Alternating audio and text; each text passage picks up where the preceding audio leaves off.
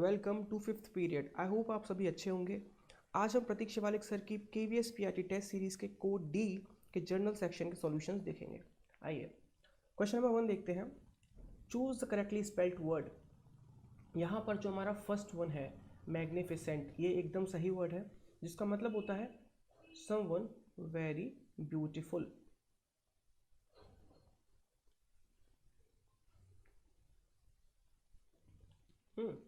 उसके बाद आते हैं वेरी ब्यूटीफुल और इम्प्रेसिव और वेरी गुड। ऐसे वर्ड्स के लिए जो है हम मैग्निफिसेंट का यूज़ करते हैं। Coming to the second question, arrange the following jumble parts of the sentence in correct order. देखिए यहाँ पे देखते हैं, ये एक डायलॉग है और बहुत ही ईजी होते हैं ऐसे डायलॉग को अरेंज करना। When Ali Baba return he called his wife. अब यहाँ से शुरू होता है। अब जाहिर सी बात है कि जब अली बाबा वापस आया है तो ही सेड से हमारा सेंटेंस शुरू होगा। उन्होंने आके जो बात की, तो देखिए ही सेड के यहाँ पर दो सेंटेंसेस हैं, एक तो है क्यू और एक है एस। अब यहाँ पे हमारे पी वाला ऑप्शन तो वैसे ही कट गया, ठीक है, ये ऑप्शन तो वैसे ही रॉन्ग हो गया। अब इसमें देखते हैं क्यू में I have bought you some jewels, okay. उसके बाद एस में बोल रहा है be quiet and do not frighten yourself. अब जब आदमी बाहर से आया सबसे पहले वो जो चीज़ लेकर आया उसके बारे में मेंशन करेगा, तो हमारा क्या हो जाएगा, यहाँ पे क्यू वाला ऑप्शन सही हो जाएगा। तो फर्स्ट ऑप्शन हमारा हो जाएगा क्यू। तो ये जो एस वाला ऑप्शन है ये भी हमारा कट गया, ठीक है। चलिए उसके बाद देखते हैं। अब जब ही का हो गया ना, उसके बाद जब एक बार अली बाबा का डायलॉग हो गया उसके बाद उनकी वाइफ बोलेगी, तो पी या आर में से कोई ना कोई ऑप्शन होगा। अब देखिए यहाँ पे क्या है, ये तो कट ही चुके हैं। यहाँ पे आ रहा है एस और यहाँ पे आ रहा है पी। अब देखिए एस में तो फिर से अली बाबा बोल रहे हैं, तो दो बार तो अली बाबा नहीं बोलेंगे, तो ये वाला ऑप्शन भी कट जाएगा। तो हमारा ऑप्शन एलिमिनेशन मेथड से ऑलरेडी क्या आ चुका है, आंसर आ चुका है फोर्थ। और फिर भी इसको एक बार हम चेक कर लेते हैं। When Ali Baba came back, he said, I have bought you some jewels. Next पे देखते हैं P. She said to him, Have you stolen them? उन्होंने ज्वेल्स देखे और उन्हें लगा कि इन्होंने चोरी की है, तो उन्होंने पूछा क्या तुमने चोरी किए हैं। And then S. He said, Be quiet and do not frighten yourself. अब तुम शांत रहो और किसी अपने आप को डरो मत और शांत रहो। And then coming to the last sentence, last dialogue, that is, she said, Our days of misery are now at an end. और उन्होंने बोला कि अब हमारे दुख के जो दिन हैं वो ख़त्म होने वाले हैं। और उसके बाद जो सिक्स्थ है that is he said go to your brother's house and get a measure, ठीक है। तो यहाँ पे जो है हम बहुत आसान ये जो है होते हैं डायलॉग वाले जंबल सेंटेंसेस, और हमने बहुत आसानी से इसको अरेंज कर लिया। ऑप्शन नंबर फोर्थ जो हमारा इसका आंसर आता है। Coming to the next question,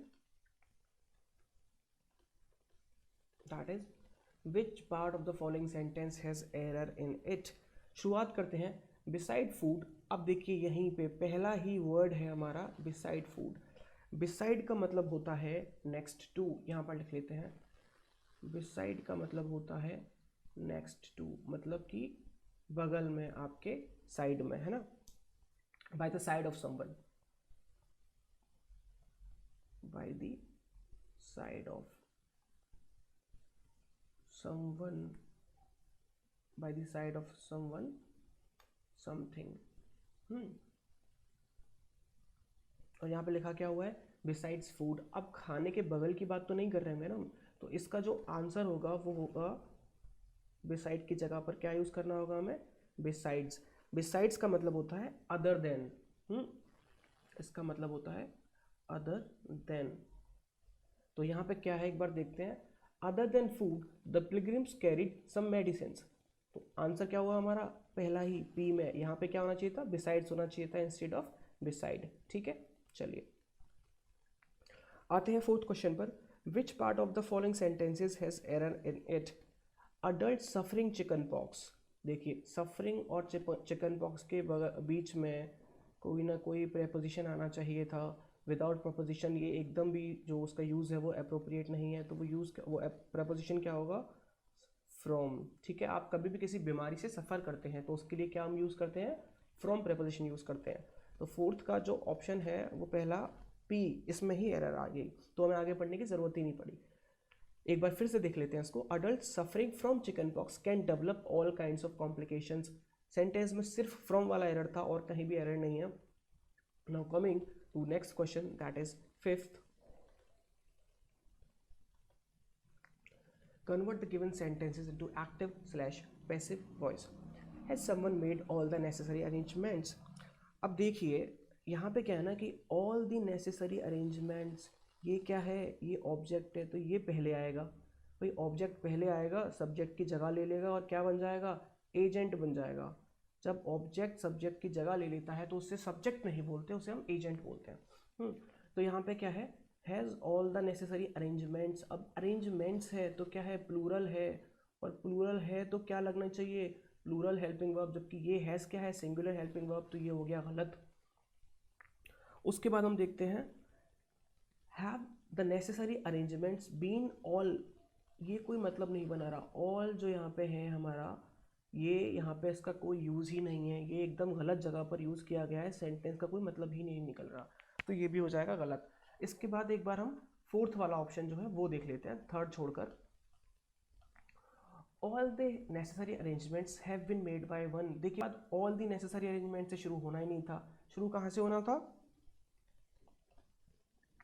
शुरू होना था हैव से, क्योंकि ये क्या था, इंटेरोगेटिव सेंटेंस था, तो हैव से शुरू होना था, है से शुरू होना था, और यहाँ पे क्या है, शुरू किया है ऑल से और लास्ट में क्वेश्चन मार्क लगा दिया है।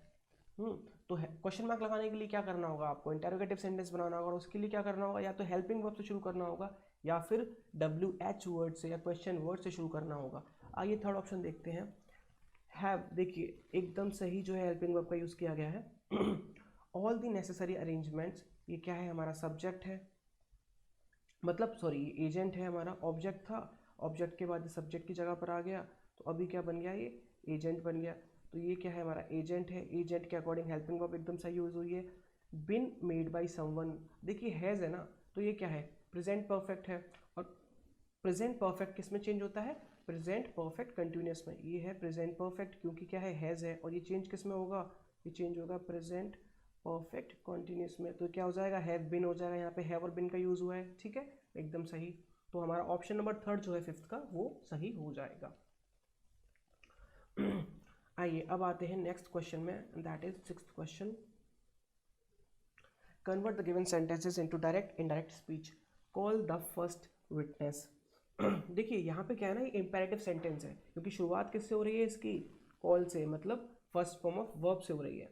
तो इंपेरेटिव सेंटेंस में क्या होता है कि हम कंजंक्शन का यूज नहीं करते, तो ये जो है द जज commanded that the first witness should be called, ये हो गया गलत।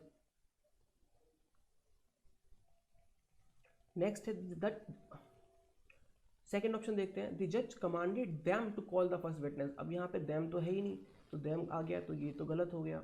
उसके बाद है द जज commanded the first witness to be called, ये भी गलत हो गया। फर्स्ट ऑप्शन देखते हैं, द जज commanded to call the first witness, ये हमारा एकदम सही हो गया, क्योंकि इंपेरेटिव सेंटेंसेस जो होते हैं ना उनमें ज़्यादा चेंजेस नहीं होते। तो ये सिक्स्थ का जो फर्स्ट है ये हमारा सही हो गया। इंपेरेटिव सेंटेंसेस के अंदर जो वर्ब होती है उसका फॉर्म चेंज नहीं होता, तो जब call to call the first witness जो है ये एकदम सही है, तो आंसर क्या हो गया, सिक्स्थ का फर्स्ट। सेवेंथ में आते हैं, the meeting is dash because the funds have not arrived. अब यहाँ पे क्या होता है, ये सारी फ्रेजल वर्ब्स हैं, और जो फ्रेजल वर्ब पुट ऑफ है इसका मतलब होता है टू डिले। कोई भी चीज़ जब डिले करते हैं, हम पोस्टपोन करते हैं, तो उसके लिए जो फ्रेजल वर्ब का यूज होता है वो होता है पुट ऑफ का यूज। तो यहाँ पे सही फ्रेजल वर्ब कौन सी हो जाएगी, पुट ऑफ। एट्थ क्वेश्चन में आते हैं, एट्थ है the synonym of the given word is, given word है फैटल, फैटल का मतलब होता है घातक, हार्मफुल, और टेरिबल, पॉइजनस, डेडली और रॉन्ग, इन सब में से डेडली का मतलब भी क्या होता है, घातक, तो हमारा आंसर क्या हो जाएगा, डेडली। अब आते हैं नाइन्थ पर, choose the one word which can be substituted for the given sentences और words. A place where Jews worship according to their religion. अब देखिए कैथेड्रल की बात आती है, कैथेड्रल क्या होता है, ये चर्च को हम बोलते हैं, और चर्च कौन सा, जो बड़े चर्चेज होते हैं उनको हम बोलते हैं कैथेड्रल, तो ये क्या हो जाएगा, ये हो जाएगा चर्च। और चर्च किसके होते हैं, चर्च क्रिश्चियंस के होते हैं, क्रिश्चियंस के जो वर्शिप करने की जगह होती है उसको हम क्या बोलते हैं, कैथेड्रल बोलते हैं, तो ये हमारा गलत ऑप्शन हो गया। उसके बाद आता है चैपल, चैपल भी चर्च को ही बोलते हैं, लेकिन कौन से चर्च को, छोटे चर्च को हम क्या बोलते हैं, चैपल बोलते हैं, तो ये दोनों तो क्रिश्चियंस के हो गए। उसके बाद फोर्थ है हमारा डेमीगॉग। डेमीगॉग का मतलब होता है कोई ऐसा पॉलिटिकल लीडर जो भड़काऊ भाषण देता है ना, तो उसको हम क्या बोलते हैं, डेमागॉग। ये भी नहीं होगा तो उसके बाद हमारा बचता है सिनेगॉग। और सिनेगॉग क्या होता है, जो ज्यूज होते हैं उनके जो वर्शिप करने की जगह होती है उसे हम क्या बोलते हैं, सिनेगॉग बोलते हैं। Coming to the last question, choose the option which best expresses the meaning of highlighted idiom phrase in the sentence. Idiom है हमारा टर्न अ डीफ ईयर। तो देखिए ऑप्शंस देखते हैं। To be hard of hearing, इसका मतलब होता है समवन डीफ और बहरा, जो बंदा, जो व्यक्ति सुन नहीं सकता। तो टर्न ए डीफ ईयर का मतलब बहरा नहीं हो सकता। टर्न ए डीफ ईयर का मतलब होता है अनसुना कर देना। बहरा और अनसुना में बहुत फर्क है। उसके बाद थर्ड ऑप्शन देखते हैं, ये तो नहीं हो सकता। थर्ड ऑप्शन देखते हैं, टू बी अटेंटिव, मतलब कि अटेंटिव होना डिटेल्स के लिए, जो भी बात दे रहा है, जो भी बात बोली जा रही है उस पर ध्यान देना, तो ये भी नहीं होगा अनसुना करने का मतलब। उसके बाद फोर्थ है टू बी ऑब्स्टिनेट। ऑब्स्टिनेट का मतलब होता है जिद्दी, ये भी यहाँ पर सही नहीं हो रहा। Second option to be indifferent. Indifferent का मतलब होता है उदासीन। उदासीन या निराश रहना, मतलब कि आपको कोई कुछ बोल रहा है तो आप उसकी प्रतिक्रिया नहीं देख रहे हैं, अलग ही अपने वर्ल्ड में है, आप कुछ सुन तो रहे हैं लेकिन उसके लिए प्रतिक्रिया नहीं दे रहे हैं। तो टेंथ का जो सेकंड ऑप्शन है ये मोस्ट सुइटेबल है यहाँ पर इसका आंसर। तो यहाँ पर हमारा डिस्कशन खत्म होता है। Thank you everyone for watching the video. अगर आपको वीडियो अच्छा लगा तो वीडियो को लाइक करें, अपने दोस्तों के साथ शेयर करें और कमेंट करके हमें बताएं। हम बहुत ही जल्द KVS, REET, UP TET, MP TET, NVS, TSSB, SSC, IBPS, air force, navy, NDA सभी के लिए इंग्लिश के कंप्लीट कोर्सेज लेकर आ रहे हैं, वो भी बिना किसी कीमत के, एकदम फ्री। अगर आप ये सभी कोर्सेज देखना चाहते हैं तो सब्सक्राइब करना ना भूलें। Thank you.